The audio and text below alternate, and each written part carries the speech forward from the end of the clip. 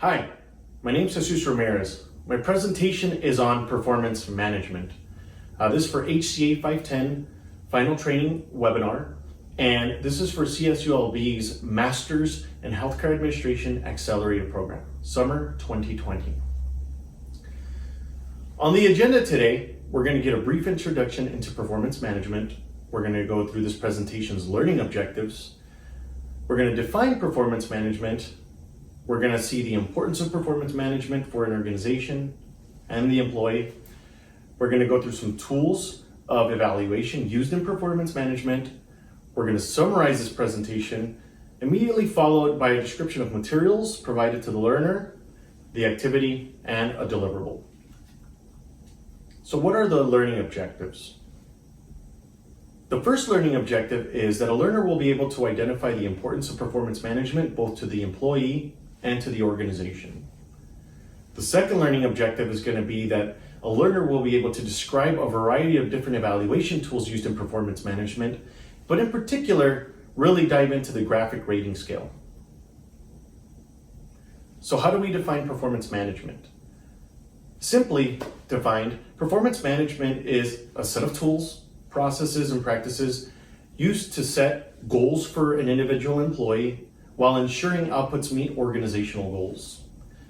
Additionally, performance management is always going to be an ongoing process of refinement and evaluation in order to maximize both an employee's and an organizational performance. So, why is performance management important?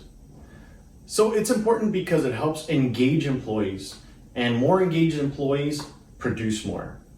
Performance management also helps in retention. It creates buy-in and creates involvement that can manifest in better performance results overall. Performance management also helps gauge an employee's efficiency. It can help determine compensation and ultimately overall productivity. So a well-designed performance management process helps employees understand how their work contributes to their overall goal and mission of a company. And specifically, this understanding can then help align employees' expectations and keep employees focused on the most important and impactful aspects of their role. So, what are some common tools used in performance management? Obviously, we talked about the graphic rating scale, but before we dive a little further into that, there's a ranking rating scale, right? Evaluation tool. So ranking just means that the manager just ranks an employee from best to worst. Then there's a BARS. It's a behaviorally anchored rating scale, which is an elaboration on the graphic rating scale, except it uses behaviors to anchor the evaluation number. Critical incident. Critical incident looks at the negative, unfavorable results, absenteeism, things of that nature to rate employees from best to worst. The converse of that is a results-based evaluation system, which rates employees on successful results. So the most successful employees, based on projects, based on other aspects of the role, are ranked from best to worst. Let's touch back on a graphic rating scale.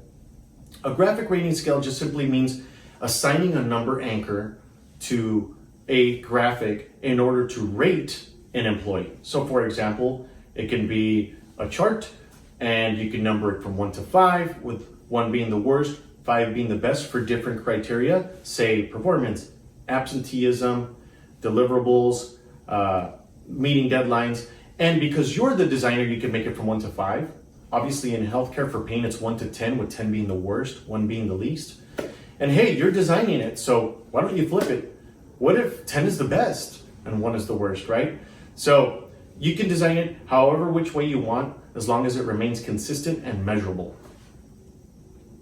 So in summary, performance management is vital in the long-term success of an organization. And really that goes without saying, right? It begins first with developing an effective performance management process and then evaluating employees continually and consistently. Competent performance management leads to gains in performance, productivity, efficiency, fulfillment, meaning in terms of the employee, and it increases morale. It is important to remember that performance management, to be its most effective, has to be continually reevaluated and be refined for long-term success. With that out of the way, let's get to the good part. The description of the materials delivered to you, the learner, a description of the activity, followed by what the deliverable is going to be. So I've been able to deliver 2 PDF articles, recent articles, one from Harvard Business Review, another article that is 15 best practices in performance management. Go ahead and read through those two to assist you in the deliverable for this activity. One of them specifically is going to be directly related to what the deliverable is going to be.